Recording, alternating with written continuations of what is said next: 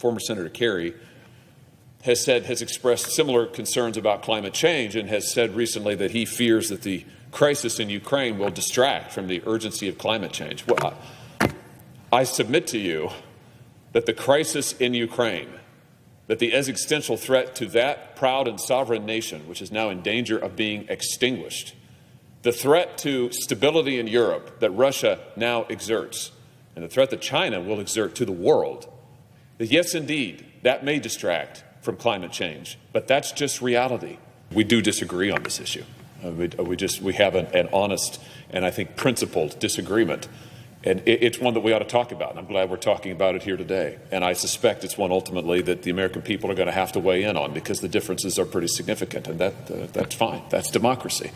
But I just want to highlight two things that I think that where we have a principled disagreement. The first is the idea that if we produce more energy in this country, that it won't have any effect on prices, energy prices, or make us energy independent. I just ask the American people, does gas cost more today than it did before Joe Biden became president? Yes, it does. Are you paying more for groceries? Are you paying more for, if you're a farmer, for fertilizer? Are you paying more for every input that is associated with energy today than before Joe Biden was president? Unfortunately, yes, you are. Inflation is out of control in this country. Inflation associated with the fuel that Americans use to fill up their trucks and their vans, that they use to heat their homes. It's out of control. And there's a reason for that. This is the reason for that. We're not producing energy in this country like we were. We were energy independent in 2019 and 2020.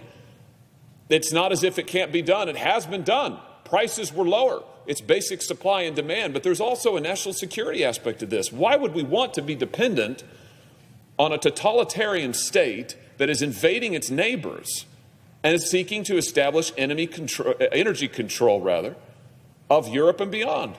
Why wouldn't we seek to thwart it? And why would we ask the American people to pay more day in and day out to heat their homes, for fuel for their cars? Why would we put them through that?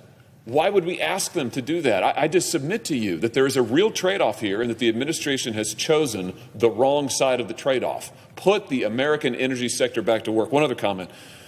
I know that the Special Envoy for Climate, former Senator Kerry, has expressed similar concerns about climate change and has said recently that he fears that the crisis in Ukraine will distract from the urgency of climate change. Well, I submit to you that the crisis in Ukraine, that the existential threat to that proud and sovereign nation, which is now in danger of being extinguished, the threat to stability in Europe that Russia now exerts, and the threat that China will exert to the world, that yes, indeed, that may distract from climate change, but that's just reality.